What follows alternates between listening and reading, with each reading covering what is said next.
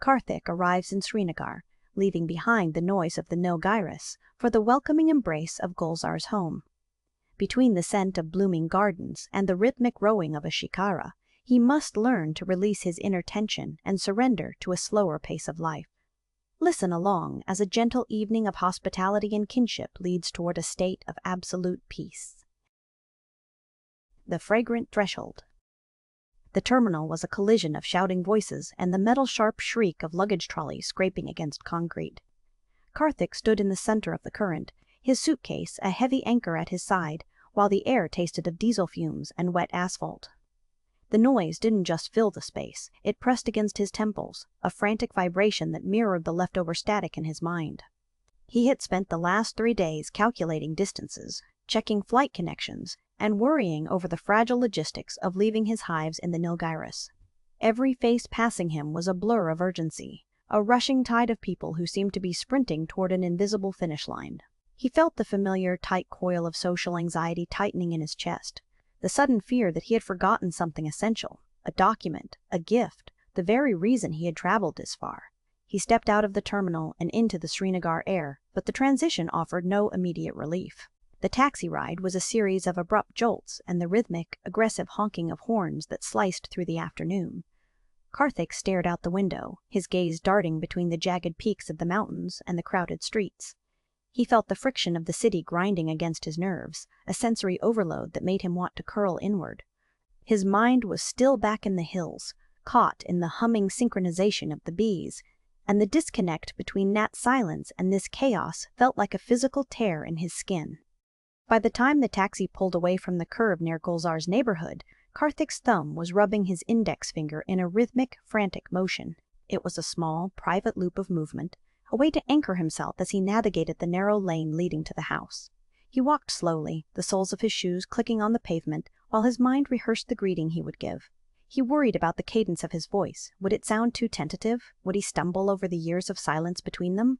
He adjusted the collar of his shirt for the 4th time, feeling the fabric scratch against his neck, a reminder of his own restlessness. He was a man composed of pauses and hesitations, and in the face of a long-awaited reunion, those pauses felt like liabilities. Then he reached the gates. He stopped, his hand hovering over the wrought iron, and the world shifted. It wasn't a gradual change, it was a threshold. As he pushed the gate open and stepped onto the path, a wave of scent hit him with the force of a physical embrace. It was the smell of damp earth and night-bloom scent, heavy and sweet, layered with the cool mineral scent of stone that had spent the day absorbing the mountain chill. The fragrance was dense, almost tactile, and as he inhaled, he felt the mental noise of the terminal and the taxi ride begin to recede. It was as if the garden were a filter, stripping away the jagged edges of the city and leaving only a soft, velvet stillness. The air here was thicker, slower, carrying the weight of 1,000 blooming things that were in no hurry to grow. Karthik paused, his feet sinking slightly into the soft mulch of the garden path. In the distance, a wind chime sang. It wasn't the shrill, metal-sharp clatter of cheap aluminum, but a low, steady frequency, deep bronze tubes that resonated with a hum that seemed to vibrate in the center of his chest. He found his breathing instinctively aligning with the chime, the inhale stretching longer, the exhale deepening. The frantic rubbing of his thumb against his finger slowed, then stopped. He stood there for a long minute, simply existing in the space between the sound and the scent, feeling the tension in his jaw unlock for the first time since he had left the Nilgiris. He tried to regain his composure, attempting to straighten his shoulders and rehearse the perfect, poised greeting he had imagined during the flight. He wanted to appear stable, to show Gulzar that he had grown into a man of confidence and poise. But as he looked around, he found his resolve softening. The garden didn't demand a performance, it demanded a surrender. The scent of the night-bloom scent was so pervasive that it seemed to seep into his muscles, making his limbs feel loose and heavy, as if he were moving through warm water. The need to be correct began to feel absurd, a relic of the city he had just left behind. He felt the rigid architecture of his social anxiety collapsing, replaced by a strange, drowsy peace. His gaze drifted to a branch of a nearby cherry tree, where a single petal clung to the stem. He watched it with an intensity usually reserved for the movements of a queen bee. There was no wind, only a ghost of a breeze, yet the petal eventually surrendered. He tracked its descent in slow motion, a spiraling, effortless drift that took several seconds to reach the dark, moist soil. The petal didn't fight the fall, it simply followed the gravity of the moment. Karthik felt a sudden, sharp realization that his own internal pace had been a frantic sprint toward a destination that was already here. The stillness of the garden wasn't an absence of activity, but a different kind of movement, a slow, rhythmic pulse that invited him to stop fighting the current. The tension in his shoulders dropped an inch, then another. The weight of his suitcase, which had felt like a burden for 1,000 miles, now felt like a mere accessory. He studied the house, a sturdy, warm structure that seemed to grow out of the earth rather than sit upon it. He realized that this was not a place where he would be judged by his eloquence or his poise. It was a sanctuary, a space where the silence was shared and the hospitality was woven into the very air. The fear of the perfect greeting evaporated, leaving behind a simple, quiet longing to be seen and welcomed. He walked the final few steps to the porch, his movements fluid and unhurried. The wooden planks beneath his feet gave a soft, familiar groan, a sound of greeting in their own right. He reached out toward the doorbell, his fingers grazing the cool metal of the button, but he didn't press it. He didn't have to. Before his finger could make contact, the heavy wooden door creaked open. The sound was slow and deliberate, a revelation of the interior. Standing there was a man with a face like a well-loved map, eyes that crinkled with a deep, resonant warmth, and a presence that filled the doorway without crowding it. Gulzar Khan looked exactly as Karthik remembered, yet softened by time, as if the years had polished him into something more luminous. He didn't speak immediately. He simply looked at Karthik, his gaze steady and full of an unconditional affection that bypassed all the need for rehearsed words. Gulzar stepped forward, his hand reaching out to gently pat Karthik's shoulder, the touch firm and grounding. The scent of saffron and cardamom clung to him, mixing with the night bloom scent of the garden to create a fragrance that smelled of home. He smiled, a slow expansion of warmth that reached his eyes, and his voice, when it finally came, was like the low, rich vibration of a cello. "You have finally allowed the world to let you go, Karthik." The cello's welcome. "Karthik, my dear friend." Gulzar's voice didn't just travel through the air, it vibrated through the marrow of Karthik's bones. It was a resonant, cello-like tone, deep and mahogany, a sound that seemed to anchor Karthik's feet to the porch planks and pull the frantic electricity out of his nerves. For a moment, the beekeeper simply stood there, the silence of the garden still humming in his ears, feeling the sudden heavy weight of belonging. Gulzar didn't wait for a response. He stepped forward and pulled Karthik into a slow, enveloping hug. It wasn't the quick, perfunctory embrace of the city, but a deliberate folding of one person into another. Karthik pressed his face against the coarse wool of Gulzar's shawl, and a wave of scent crashed over him, the dusty, vanilla sweetness of old library books, the sharp tang of saffron, and a faint, lingering hint of cedar smoke. It was a fragrance that felt like a physical map of Gulzar's life, a curated archive of things preserved and cherished. Karthik felt his own breath hitch, then slow, his lungs expanding to match the rhythm of the older man's steady heart. As they pulled apart, Karthik felt the familiar, itching impulse to apologize. He wanted to say he was sorry for the late hour, sorry for the bulk of his suitcase leaning against the doorframe, sorry for the sheer clumsiness of his arrival. The words gathered in the back of his throat, a rehearsed litany of social anxieties. But before a single syllable could escape, Gulzar's hand landed on his shoulder. The pat was firm, grounding, and utterly final. It was a silent command to let the etiquette of the outside world die on the doorstep. Gulzar's eyes, crinkled at the corners like weathered parchment, told him that here, the only currency was presence. "The luggage is a ghost, Karthik. It does not live here," Gulzar murmured, his voice a low vibration that smoothed over the edges of Karthik's worry. "Leave the ghost on the porch. You are the only thing I have invited inside." From the dim shadows of the hallway, a figure materialized. Saba Mir didn't so much enter the space as she did dissolve into it. Her movements were fluid, airy, and devoid of the friction that usually accompanied human motion. She glided toward them, her footsteps making no sound on the polished wood, as if she were a part of the house's own respiration. She wore a shawl of pale, moon-colored silk that trailed slightly behind her, catching the low light of the entryway. "Welcome home, Karthik," Saba whispered. Her voice was a soft, atmospheric layer, blending seamlessly into the background hum of the house, the distant drip of a faucet, the sigh of the wind against the eaves. She didn't reach out to touch him. Instead, she tilted her head slightly to the side, observing him with a quiet, botanist's precision, as if she were noting the way he had weathered the journey from the Nilgiris. Her presence was a cooling balm, a contrast to Gulzar's enveloping heat. She stepped back, gesturing with a slow, sweeping motion of her hand toward the interior. "The tea is breathing, and the house has been waiting for your silence." As Saba guided him deeper into the home, the transition was visceral. They moved from the lingering brightness of the garden into a dim, cool interior that felt like stepping into a sensory cocoon. The air changed instantly, dropping a few degrees and thickening with a heavy, comforting humidity. The walls were a muted ochre, the surfaces draped in hand-woven textiles that swallowed sound, turning the act of walking into a meditative drift. Karthik felt the tension in his jaw finally dissolve.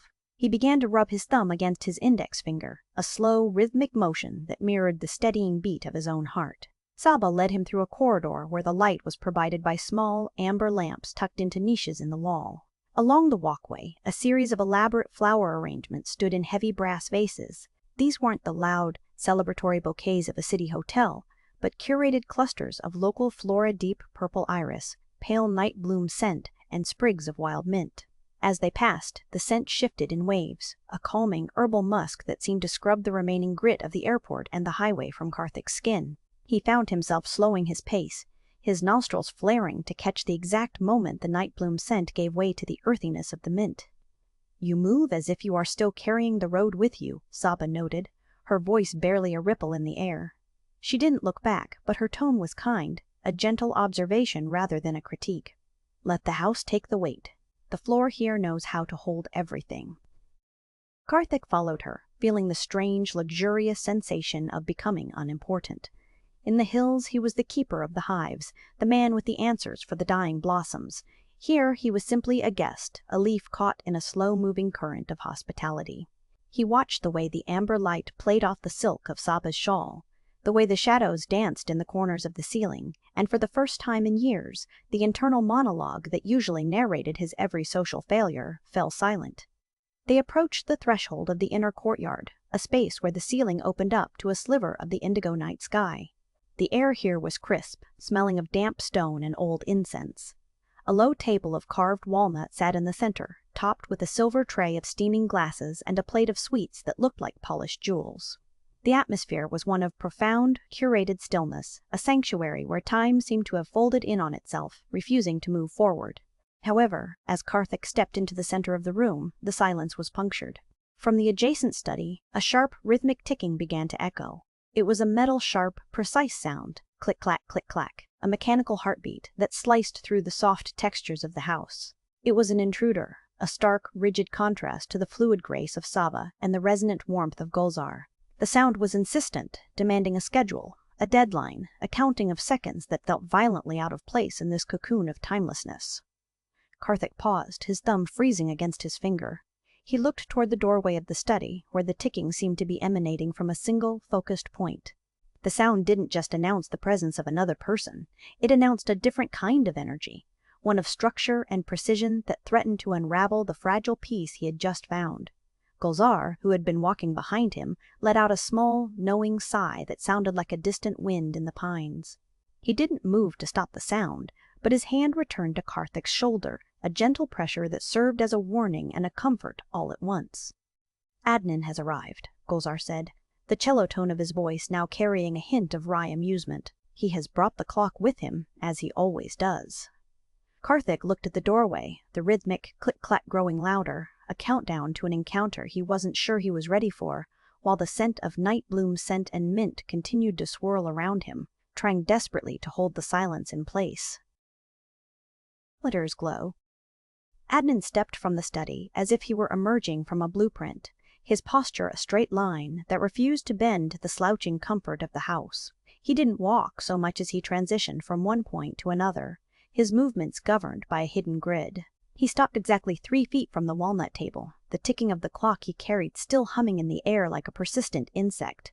He studied the group, his eyes scanning the room, not for warmth but for alignment. "Precisely 6:04, Adnan announced. His voice was a sharp instrument, clear and polished, cutting through the lingering scent of night bloom and mint. "We are operating on a deficit of 4 minutes if we intend to follow the traditional sequence of the evening. The transition from greeting to seating must be seamless, or the entire flow of the celebration is compromised." Karthik felt the sudden rigidity in the room, The soft, liquid peace he had just begun to inhabit felt precarious, like a thin sheet of ice over a deep pond. He watched Adnan reach into his waistcoat and snap open a vintage pocket watch. The metal-sharp clack was a small explosion in the silence, a blade of sound that sliced through the amber haze of the courtyard. The watch was a heavy gold piece, its face etched with Roman numerals that looked like tiny, disciplined soldiers. Adnan didn't just check the time, he interrogated it, his brow furrowing as if the seconds were failing to meet his expectations. "The tea is the anchor," Adnan continued, his gaze shifting to Gulzar. "If the tea is served at 6:15, the dinner follows at 7:30, and the prayers are synchronized.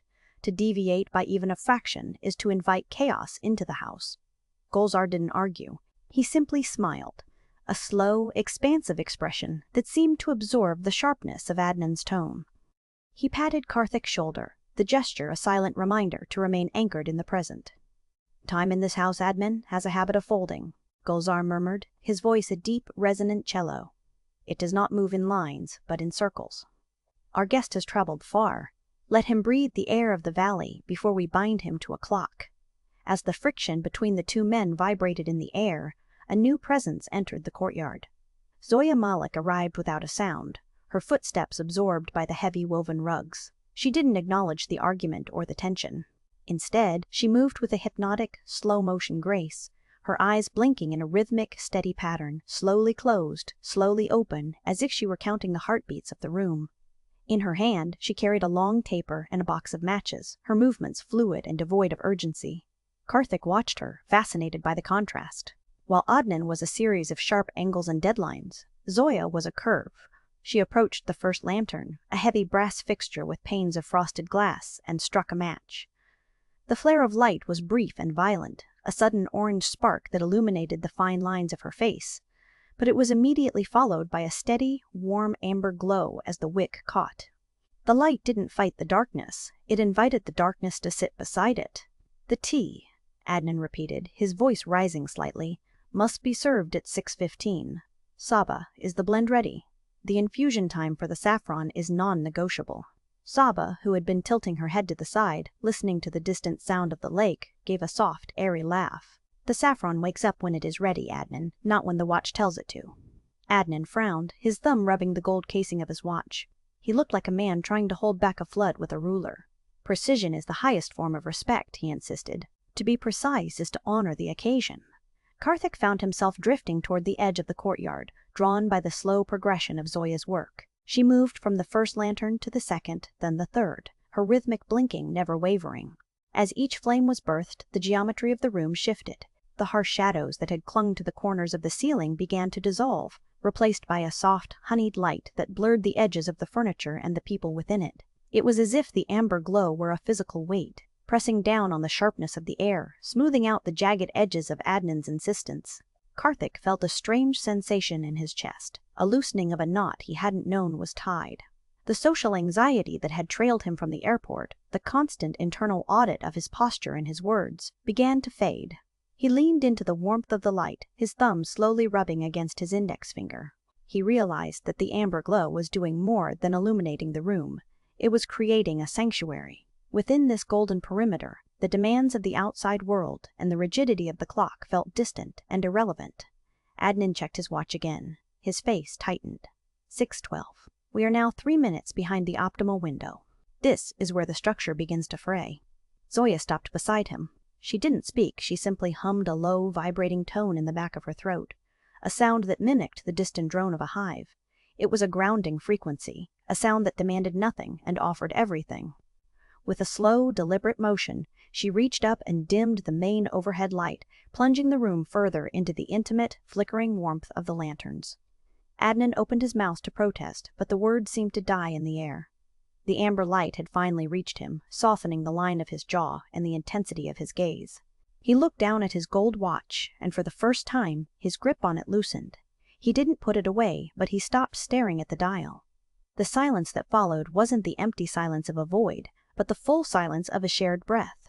Karthik watched a single moth flutter toward the nearest lantern, its wings beating in time with the slow, hypnotic rhythm of Zoya's blinking. He felt a profound sense of safety, a feeling that he had stepped out of the stream of time and into a still pool.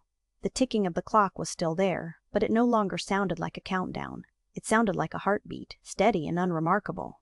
As the group began to drift toward the tea service, the light caught a small, forgotten object on the walnut table, a heavy iron key, rusted and old, lying beside a stack of yellowed parchment. It looked out of place in the curated elegance of the room, a relic of a door that had long been forgotten. Karthik stared at the key, wondering what part of this house remained locked, just as the scent of saffron finally drifted through the air, signaling that the tea was ready, not by the clock, but by the scent. The warmth of milk and honey. The weight of the ceramic bowl was the first thing that registered, a sudden, grounding heat that seeped through the skin of Karthik's palms, anchoring him to the present. He didn't have to reach for it. Gulzar had simply appeared beside him, the bowl held with a reverence usually reserved for ancient manuscripts. The vessel was a deep earthen red, its surface slightly irregular, and the warmth it radiated felt less like temperature and more like a physical embrace. As the bowl settled into his grip, Karthik felt the tension in his shoulders, which had been held tight since his arrival in Srinagar, begin to dissolve. The heat traveled up his arms, a slow tide of comfort that muted the distant, rhythmic ticking of Adnan's clock. Above the rim of the bowl, a thick, sweet steam rose in lazy curls, carrying the concentrated essence of cardamom and milk reduced over a low flame for hours. The scent was dense, almost tactile, clouding his vision for a moment as he leaned in.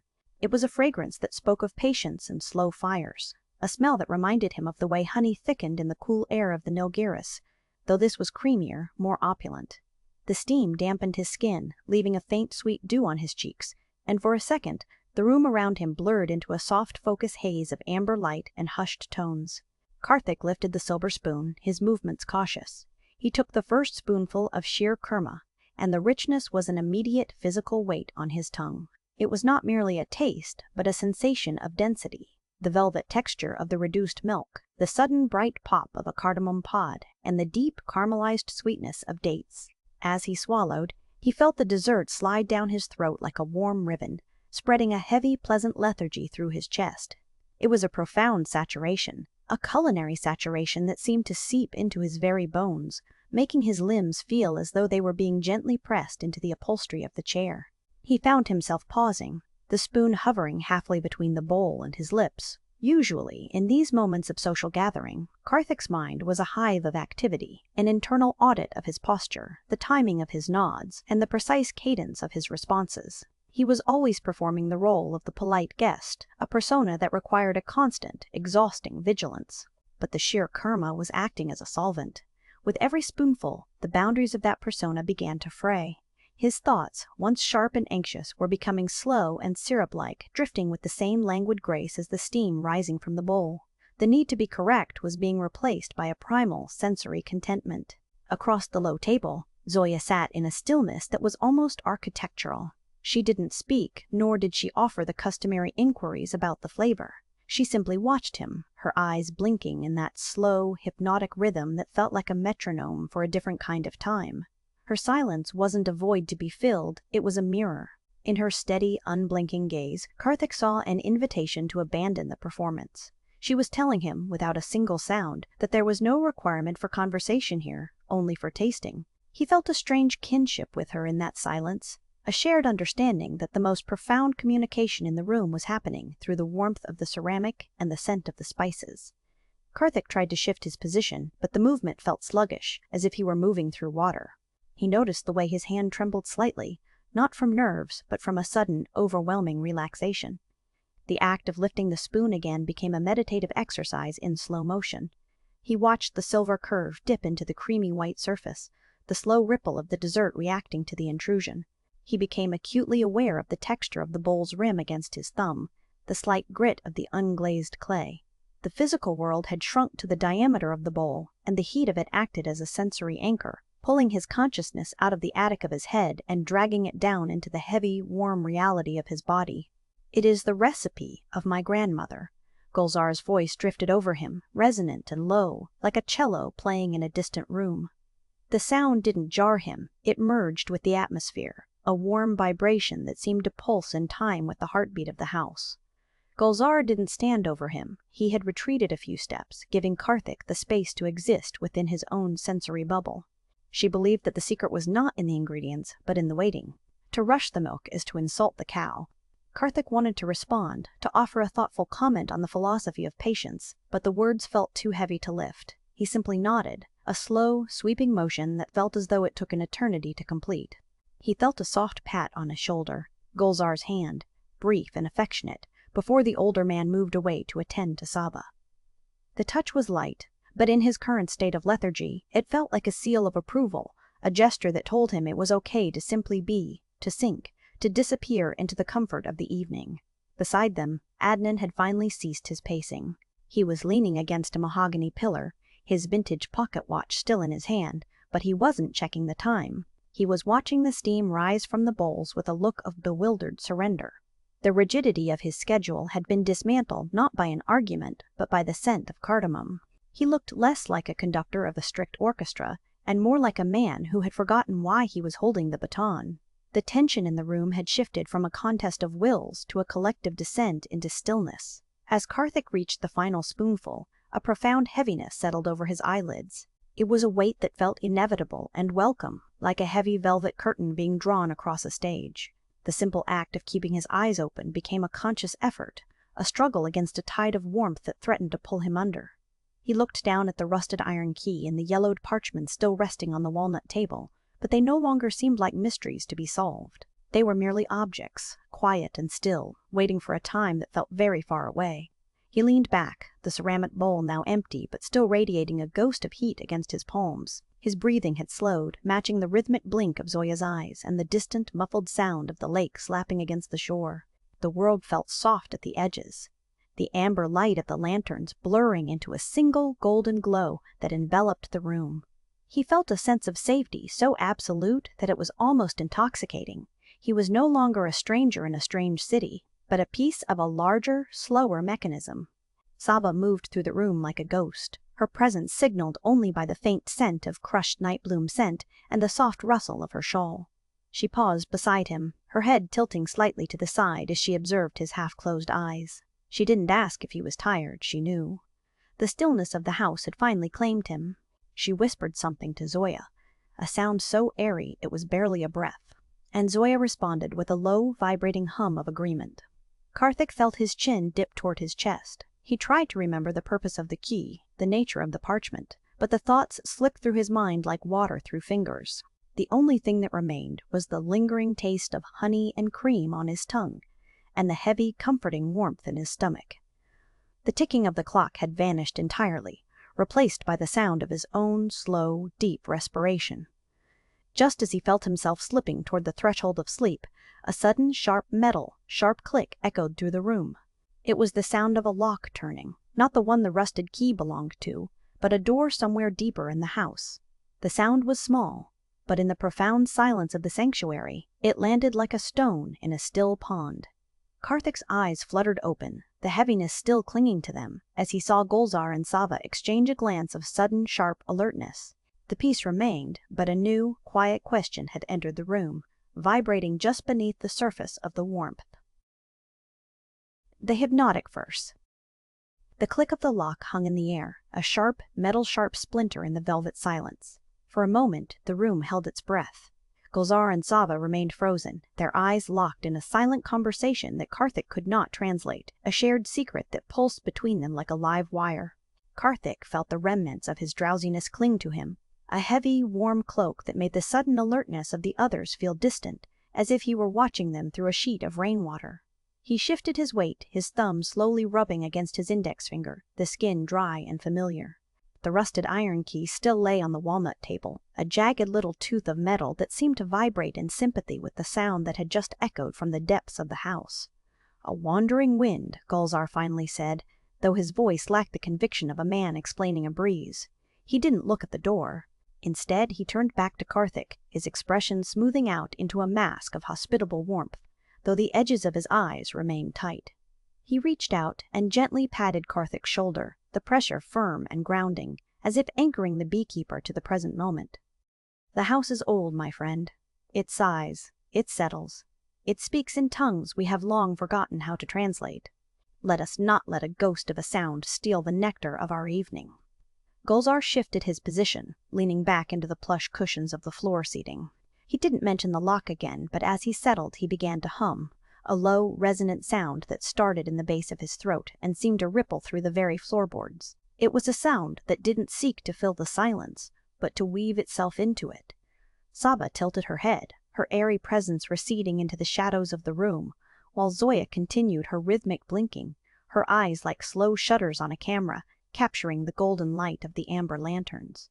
The tension didn't vanish. It simply changed state, turning from a sharp point into a heavy, enveloping fog. Then, Gulzar began to recite. He didn't start with a title or an introduction. He simply stepped into the verse, as if stepping into a cold stream. His voice was a cello, rich and mahogany, descending into a rhythmic, melodic blur. He spoke of the chinars of the valley, of the way the frost clings to the edges of the dull lake in the dead of winter, and of the longing that resides in the space between two heartbeats. At first, Karthik listened to the words, chasing the meaning of the Persian phrasing in the translated Urdu, but the linguistic structure soon began to dissolve. The poetry ceased to be a vehicle for information and became a physical presence. Karthik felt the vibrations of Gulzar's voice in his own chest, a humming resonance that mirrored the sound of 1,000 bees in a summer hive. The cadence was hypnotic, a pendulum swinging with a slow, inevitable gravity. He found himself focusing on the way Gulzar's lips moved, the deliberate pacing of the vowels, and the long, luxurious pauses where the silence became part of the poem. The words began to blur together, losing their individual edges, transforming into a sonic wave that washed over him. He stopped trying to translate the verses. He simply let the sound pull him deeper into a trance, a state where the boundary between his own skin and the air of the room felt porous and thin. He blinked slowly, his gaze drifting toward Adnan. The cousin, who had spent the evening as a pillar of rigid punctuality, had undergone a visible transformation. The spine that had been held as straight as a calligraphy pen had curved. Adnan was now slumped slightly against the embroidered bolster, his chin dipping toward his chest. His movements, usually crisp and decisive, had become syrupy. He reached for his vintage pocket watch, but the gesture was lazy, his fingers grazing the gold chain with a slow, drifting uncertainty.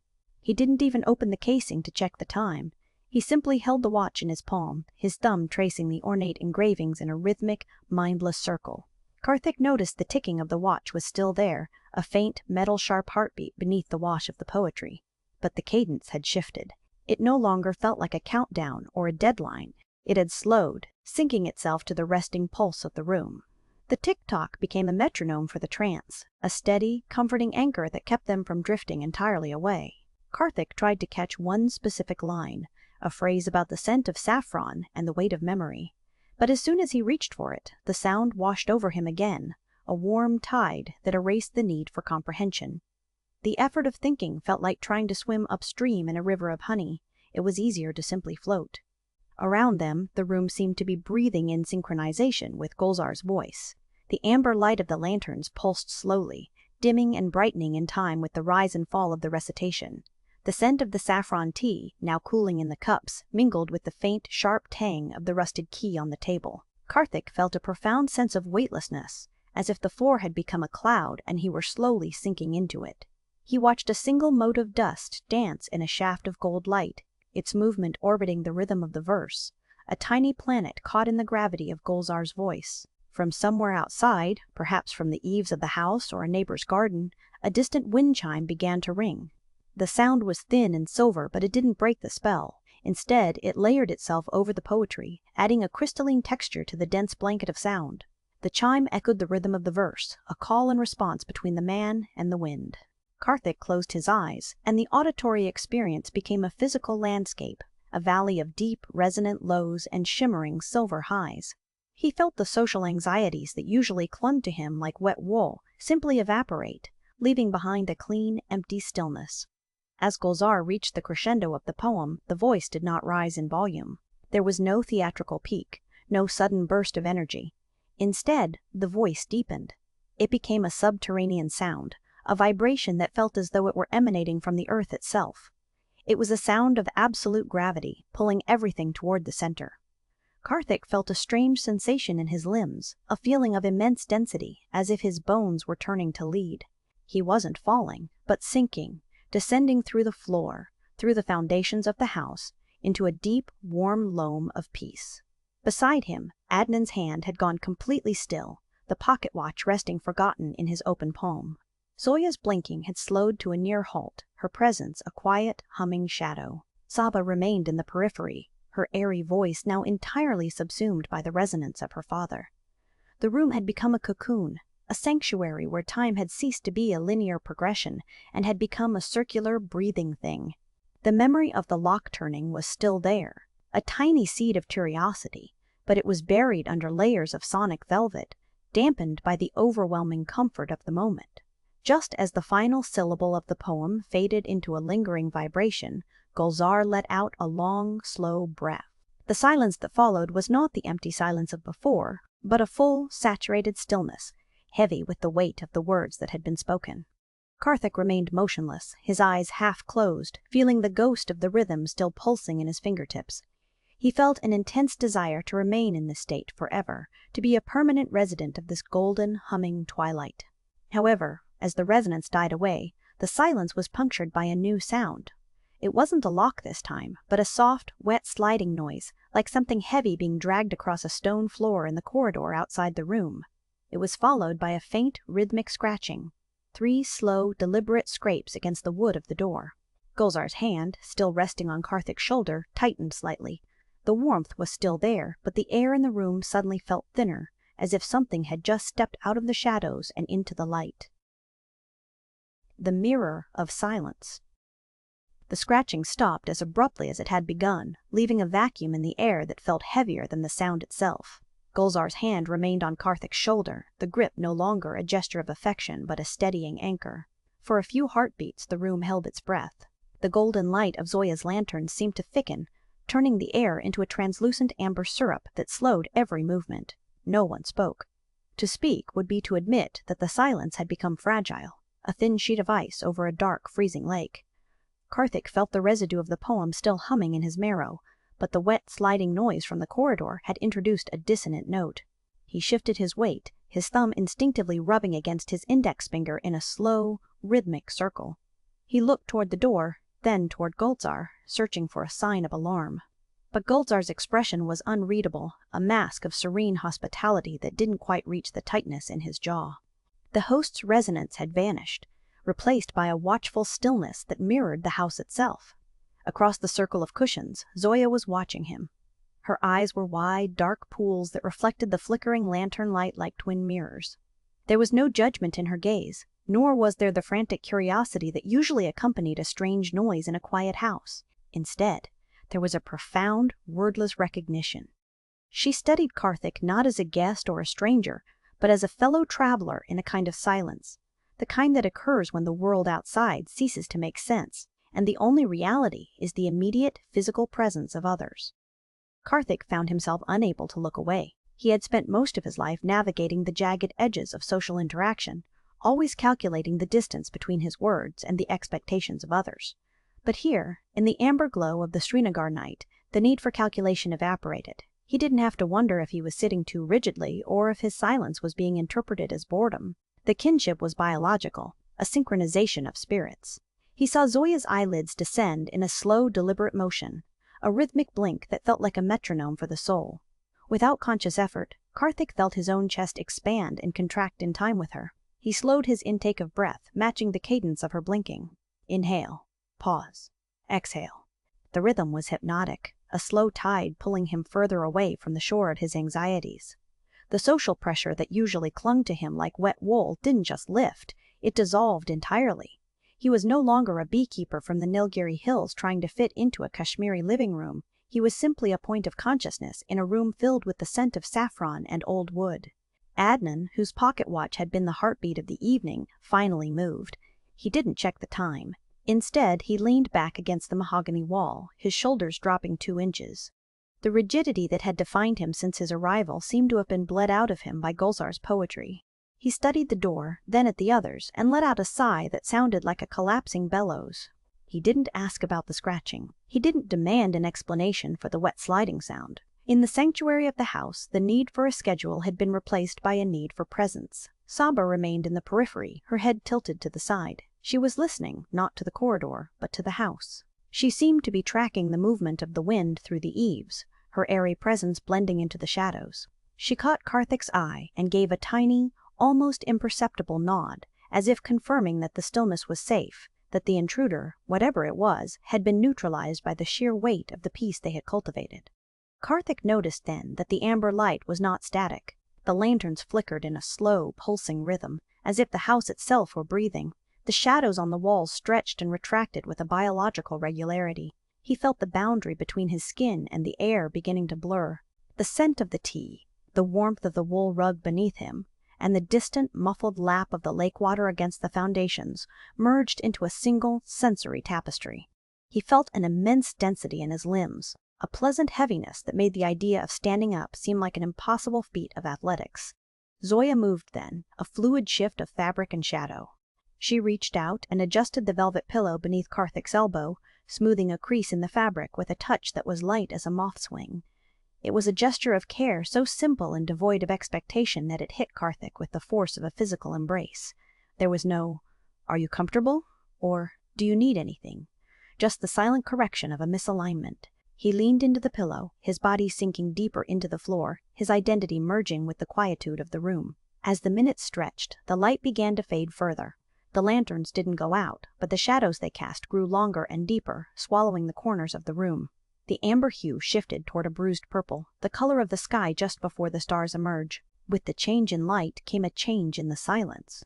The vacuum left by the scratching noise was now filled by a heavy physical pressure. It wasn't a frightening pressure, but it was undeniable, a thickness in the air that felt like being underwater in a warm, salt-heavy sea. Karthik felt his eyelids growing heavy. The synchronization with Zoya had led him to a precipice of sleep, a state of hovering between wakefulness and a deep, subterranean drift. He watched the way the light played on the rusted iron key that still lay on the side table, its jagged teeth catching a final glint of gold.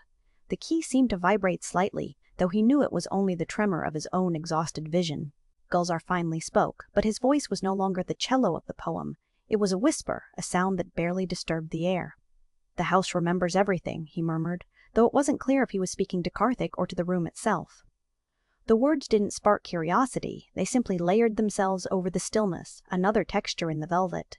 Karthik tried to formulate a response, but the effort felt too great. He found that he didn't want to speak. He didn't want to break the mirror of silence that had formed between him and Zoya. He wanted to remain in this suspended animation, where the only requirement was to exist and to breathe in time with the blinking of an artist's eyes. He felt a strange sense of gratitude for the scratching at the door. It had been the catalyst that pushed them past the point of polite conversation into a space of raw, shared presence. But as the silence deepened, a new sensation crept in. It was a cold draft, a thin ribbon of winter air that sliced through the warmth of the room. It didn't come from the windows or the door. It seemed to emanate from the floorboards themselves, a sudden, sharp chill that made the hair on Karthik's arms stand up. He looked down and saw that the shadows beneath the cushions were no longer still. They were swirling slowly, like ink dropped into clear water, circling the group in a wide, patient orbit. Just as he began to close his eyes for the final time, the sound returned. It wasn't the scratching, and it wasn't the sliding. It was a click, the same metal-sharp click of a lock turning. But this time, it didn't come from the corridor. It sounded as if it had happened inside the room, right behind him, echoing through the hollow space of the walls with a finality that felt like a sentence being passed. The closed watch. The click of the lock had not been a door closing, but a shift in the room's gravity. Karthik sat frozen, his thumb pausing its slow rub against his index finger.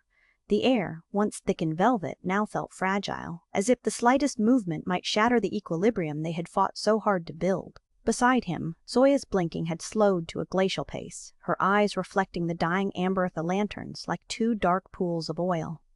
The cold draft from the floorboards persisted, a thin, silver needle of winter that stitched itself into the warmth of the room, reminding them that the mountains were always watching, always waiting for the fire to go out. Adnan sat opposite them, his posture still possessing the ghost of a soldier's rigidity, though his shoulders had dipped an inch. In his hand, the vintage pocket watch was a heavy, gold-plated anchor. He lifted it, the chain rattling with a metal-sharp shiver that sounded like a scream in the absolute silence. He watched the face of the watch, the Roman numerals, the thin, sweeping second hand that had dictated the rhythm of their evening with the precision of a heartbeat. For a long moment, Adnan didn't move. He seemed to be weighing the value of a minute against the weight of the silence. The watch was his shield. the tool he used to keep the chaos of emotion at bay by boxing the world into 15-minute intervals. Then, with a deliberation that felt liturgical, Adnan snapped the cover shut. The sound was a sharp final punctuation mark. It wasn't the aggressive click of a lock, but the definitive closing of a ledger. The schedule, the Eve protocols, the precise timing of the tea and the conversation. All of it vanished into the gold casing.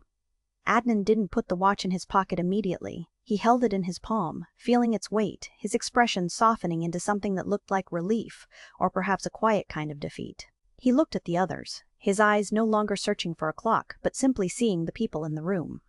The tension that had radiated from him since his arrival didn't vanish, but it transformed, turning from a fence into a blanket. Karthik felt a surge of warmth bloom in his chest, a physical loosening of the knot in his stomach. He had spent so much of his life navigating the jagged edges of other people's expectations, always measuring his own volume against the room, always wondering if he was taking up too much space or too little. Seeing Adnan, the most disciplined man he had ever encountered, surrender to the stillness was like watching a fortress gate swing open. It was a permission slip. If Adnan could stop counting the seconds, then Karthik could finally stop counting his breaths. He let his head sink deeper into the plush cushion, the fabric smelling of old cedar and dried rose petals. Gulzar had been watching the exchange with a stillness that mirrored the lake outside. A small, private smile tugged at the corners of his mouth, not a smile of triumph, but of completion. He studied Adnan, then at Zoya, and finally his gaze settled on Karthik.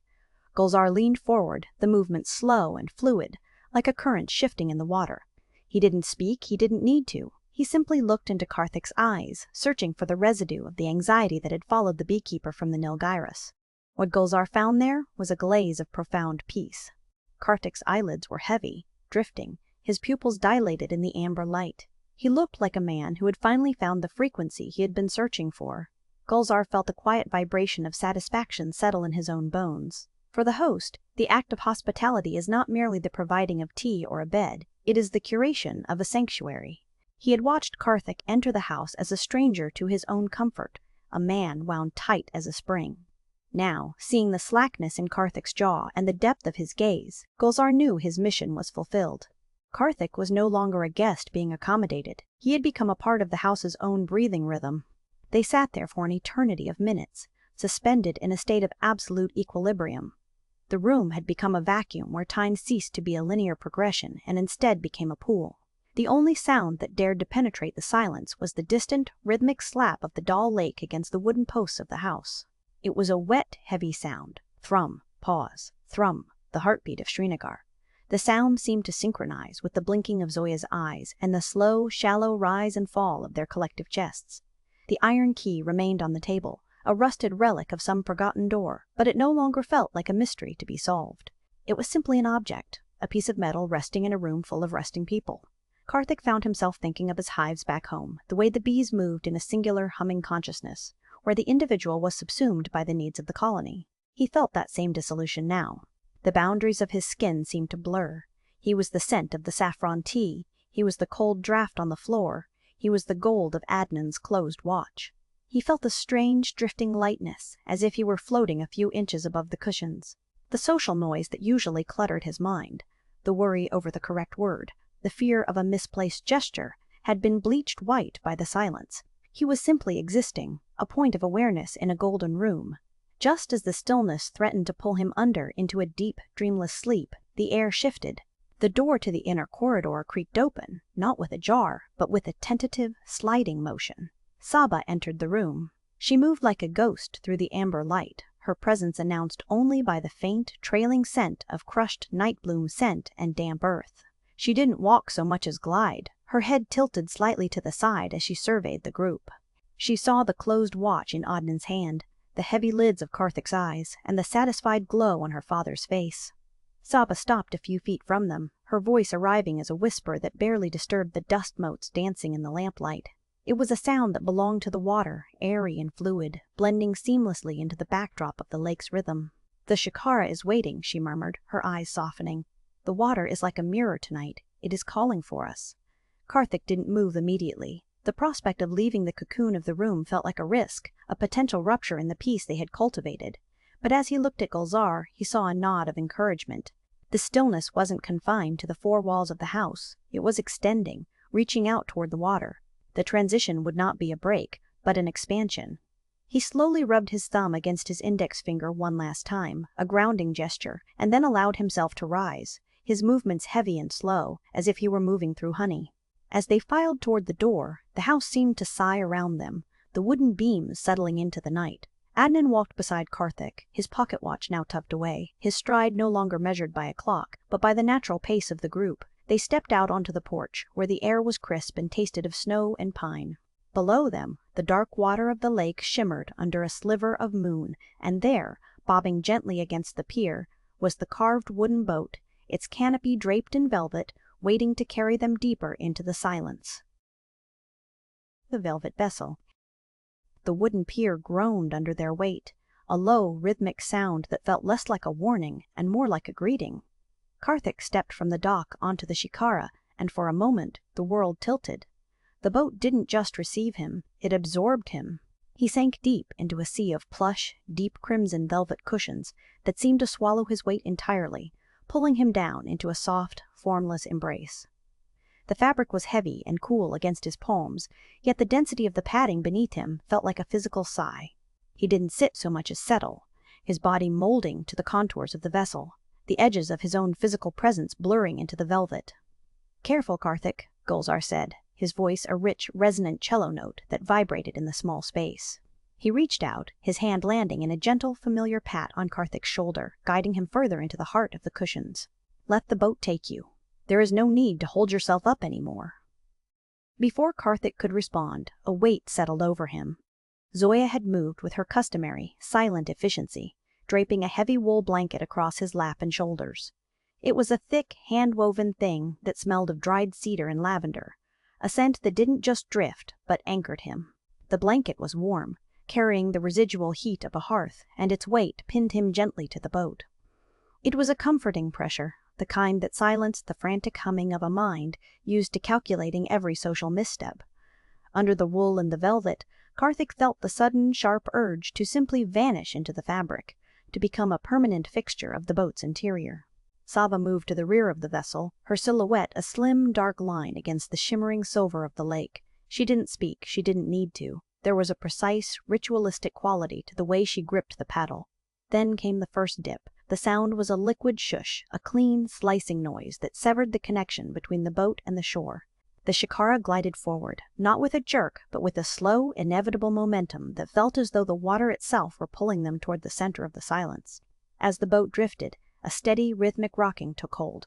It was a hypnotic cadence, a slow oscillation that mimicked the movement of a cradle. Karthik felt the motion in the base of his skull, a gentle swaying that loosened the tension in his jaw and the tightness in his chest.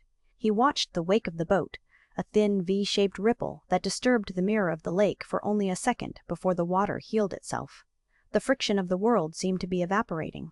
The social noise, the memory of the rusted key on the table, the ticking of Adnan's watch, all of it was being washed away by the rhythmic dip and lift of Saba's paddle. He shifted his weight, his thumb instinctively rubbing against his index finger. The sensation was slow, almost underwater. He studied Adnan, who was sitting opposite him. The man's posture had completely collapsed. The rigidity that had defined him all evening had dissolved. Adnan was leaning back into the velvet, his eyes half closed, his vintage pocket watch resting forgotten in the palm of his hand. The strict schedule of the Eid celebrations had been defeated by the lake. For the first time, Adnan looked not like a keeper of time, but like a man who had finally run out of it and found he didn't mind. Karthik closed his eyes for a second, and the darkness behind his eyelids was a deep velvet purple. Am I still in the house, he wondered? Or has the house simply expanded to include the water?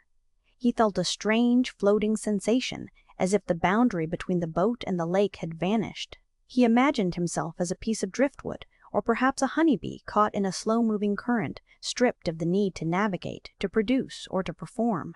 The interior of his mind, usually a cluttered workshop of anxieties and rehearsed phrases, had become a wide, empty hall. There was only the scent of cedar, the weight of the wool, and the rhythmic, liquid heartbeat of the paddle. He felt a profound sense of safety, a cocooning so complete that the idea of stepping back onto solid ground felt like an impossible, distant memory. He forced his eyes open, wanting to witness the lake.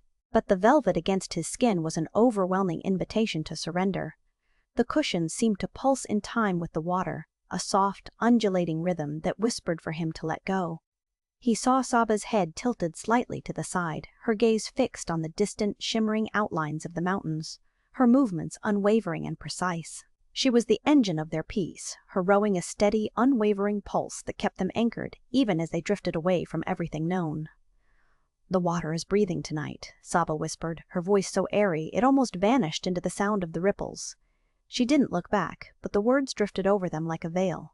"Can you feel it, Karthik? The lake isn't just carrying us, it's absorbing the noise we brought from the land." Karthik tried to answer, but his voice felt too heavy, too clumsy for the atmosphere. He simply nodded, the movement slow and deliberate. He noticed that Zoya was blinking in that rhythmic, hypnotic pattern of hers, her eyes reflecting the sliver of the moon. She looked as though she were in a trance, her presence a quiet, humming chord that harmonized with the silence. There was no need for conversation here. The silence wasn't a void to be filled, it was a physical substance, thick and comforting, wrapping around them like the blanket over Karthik's shoulders. As the shikara moved further from the shore, the distant sounds of Srinagar, the faint cry of a bird, the muffled echo of a closing door, the hum of the city began to vanish. One by one, the tethers to the waking world snapped. The silence deepened, transitioning from a lack of noise to a positive pressure that pressed against his ears, a heavy velvet quiet that felt as though it were filling his lungs. It was a silence so absolute that he could hear the slow, steady thrum of his own heart and the soft, rhythmic slide of the boat through the water. He felt a sudden, fleeting thought of the rusted iron key he had seen earlier. He wondered if the lock it belonged to was also drifting somewhere on the lake, or if it remained in the house, waiting for the silence to return.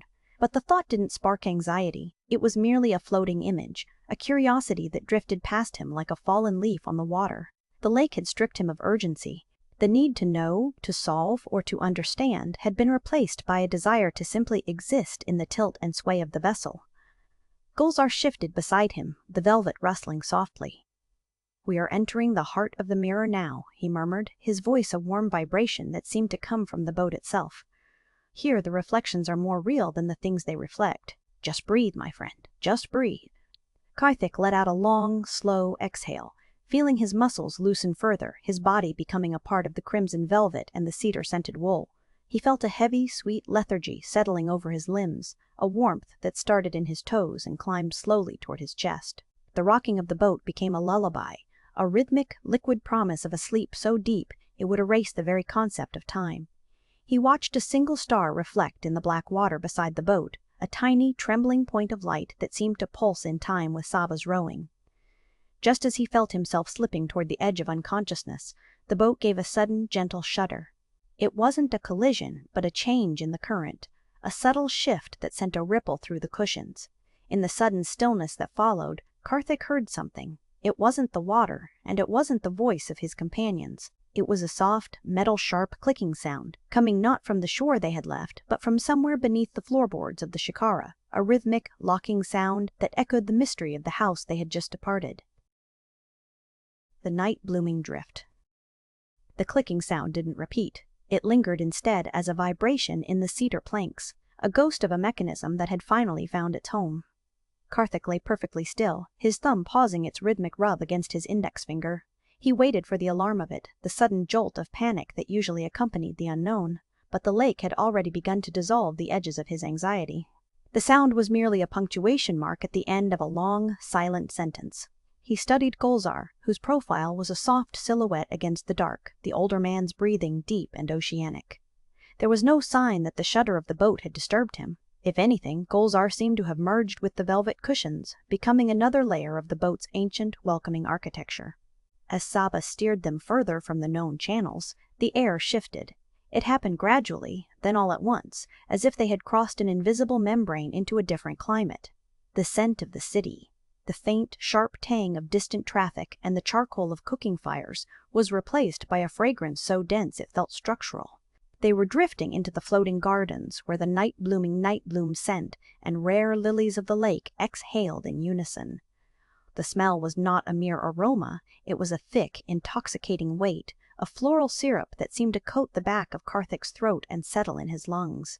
It was a scent that demanded surrender, pulling his consciousness downward, away from the analytical chatter of his mind and into the heavy, warm soil of the present.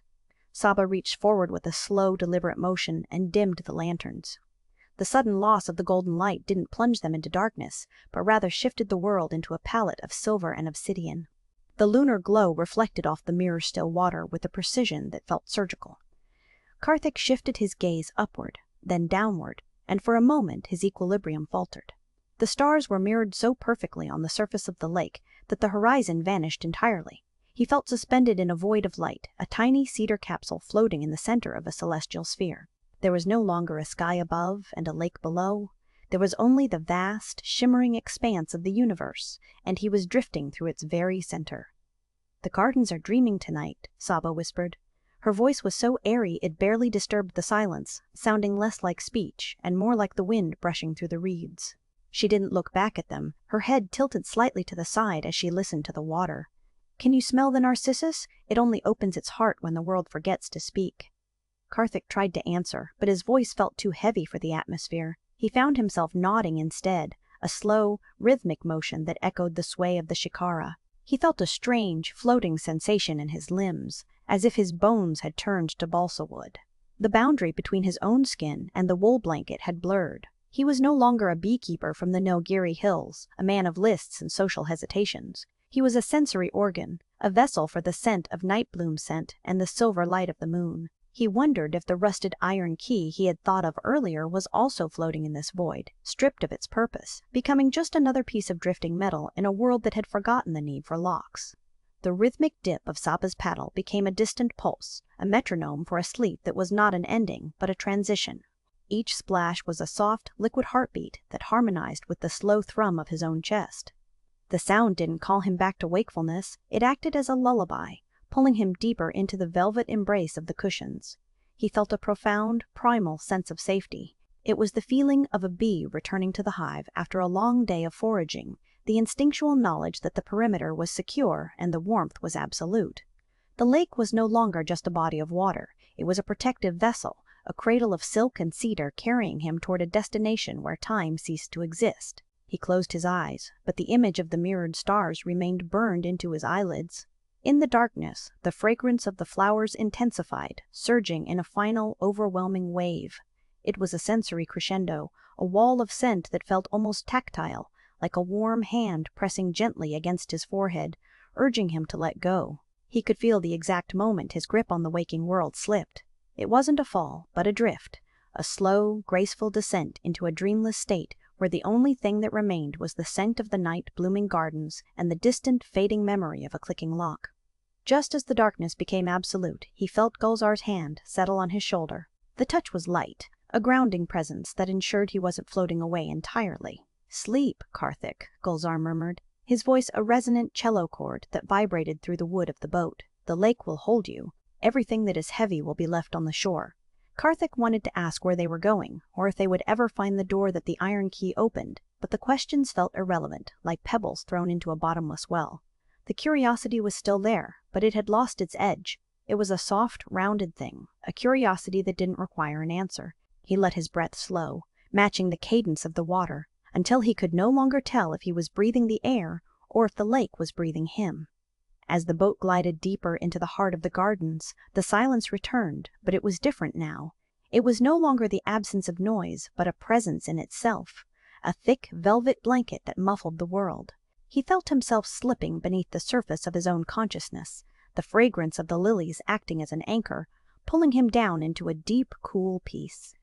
The last thing he registered was the sensation of the boat turning, a slow, sweeping arc that felt like the closing of a great wooden eye. Then, beneath the floorboards, there was a sound. It wasn't the sharp click from before, but a long, slow, metal-sharp slide, like a bolt being drawn back in a heavy door. It was a sound of opening, of something being released. But as the scent of the night bloom scent surged one last time, washing over him in a wave of intoxicating sweetness, Karthik found he no longer cared what had been unlocked. He simply closed his eyes and allowed the mirror water to carry him into the dark. Dreamless merge. The first light of Eid arrived not as a flash, but as a slow dilution of the dark, a gradual leaching of charcoal into pearlescent gray. Karthik felt the shift through the skin of his forehead, where the air had turned from velvet warmth to a bracing chill. He was suspended in that fragile layer between waking and dreaming. The scent of the dull lake, mineral dampness, and decaying lilies began to braid itself with a memory of the Nilgiris hills, crushed eucalyptus, and the honeyed musk of his hives after a monsoon rain. He tried to move his hand, but his arm felt like salt-soaked driftwood sinking into the plush cushions. The boundary where his shoulder ended and the embroidered fabric began had ceased to exist. He was no longer a man lying on a boat. He was a layer of silt in a prehistoric lake. Morning mist rolled over the sides of the shikara like a damp silk veil, erasing the horizon and turning the world into a void of soft edges, where the only certainty was the rhythmic, liquid slap of water against the cedar hull. Beneath him, the boat seemed to breathe, a tidal pulse mirroring the cadence of his own lungs. He felt the vessel dip slightly, a rocking motion that felt as if the lake were cradling him in a giant watery palm. He wondered if the rusted iron key he had seen earlier was still resting on the table at the house, or if it had dissolved into the mist. The thought brought no anxiety, only a drifting curiosity, like watching a leaf spin in a slow eddy. Beside him, Gulzar was a silhouette of absolute stillness, his chest rising and falling like a distant drum. Adnan, usually the architect of seconds and minutes, had finally surrendered. His hand, which had spent the evening clutching a pocket watch, now lay open and empty, fingers curled like a sleeping bird. Even Zoya had succumbed, her breathing a faint vibration that blended into the ambient silence. They were a collective of sleepers, their consciousnesses entwined in a peace that made the air feel thick and supportive. Is this what it means to be truly still? The thought spiked through him. In the hills, stillness is a prelude, the pause before the storm. But here, the stillness is the destination. He felt a poignant longing for his hives, not a desire to return, but a way to compare the industrious peace of the Nilgiris with the void-like peace of the Srinagar morning. The two landscapes merged, the green slopes of the south dissolving into the silver waters of the north, until he was nowhere and everywhere at once. He felt a sudden awareness of the water beneath the floorboards. He remembered the metal-sharp slide of a bolt being drawn back in the dark. Was there a door beneath the boat, or was the lake itself the door? He imagined the rusted key turning in a lock made of ice and silt. The idea felt restorative, as if unlocking the depths would release the last lingering tension in his spine. He let out a breath, and the sound was swallowed instantly by the fog. Saba was the only point of continuity. He could hear the steady, rhythmic dip of the paddle, a soft, wet shush with the precision of a heartbeat. She did not speak or call out to wake them. She was the silent guardian, the wakeful ghost navigating them through the opacity. Every few minutes the boat would pivot in a slow arc, a gentle centrifugal force pressing Karthik deeper into the velvet. Saba was rowing in a meditative loop, keeping them centered in the heart of the lake, ensuring the current did not pull them toward the shore before the morning had fully ripened. The world had shrunk to the size of the shikara. There was no shore, no city, no Eid celebrations. There was only the gray haze and the scent of cold water. He felt a floating sensation in his chest, as if his heart had slowed to match the rowing. The social anxieties that usually cluttered his mind, the fear of saying the wrong thing, the hesitation in his step, felt like garments he had outgrown and left behind on a distant pier. He was stripped down to a core of sensory existence, the chill on his skin, the smell of the lilies, the rhythmic shush of the water. A single drop of condensation slid down his temple, a cold trail like a silver thread. He didn't wipe it away, he simply observed the tactile precision of the sensation. He felt the boat tilt, and for a moment he imagined he could see the reflection of the mountains, though the mist was too thick. Instead, he saw the reflection of his own peace, a mirror still surface that nothing could ripple. The distinction between his body and the vessel vanished. He was the cedar wood, the velvet, the cold air. Saba's rowing slowed. The rhythm shifted to a lingering, gliding motion. The boat drifted into a pocket of absolute silence, where even the water seemed to hold its breath. Karthik felt the pull of a final descent. It wasn't a fall, but a folding, a gentle closing of the book. The Nilgiris hills, the face of Gulzar, the rusted iron key, and the clicking of the locks blurred into a single shimmering haze of silver. As he slipped away, his last sensation was the smell of the water. A cool, clean embrace that promised a sleep without dreams, a sleep that would scrub the mind clean. He felt the boat glide forward one last time into the heart of the mist. The destination had ceased to matter. The journey was the sleep, and the sleep was the sanctuary. Saba paused, tilting her head. She listened to the synchronized breathing of the 4 sleeping figures, a collective lullaby harmonizing with the low hum of the lake. She looked out into the gray void where the world had disappeared, leaving only the shikara floating in a sea of clouds. With a small, knowing smile, she dipped the paddle back into the water, the wake creating a thin, silver ripple that vanished as quickly as it had appeared. Karthik was gone now, submerged in the dreamless merge, held fast by the Silk-Water Cradle of the doll.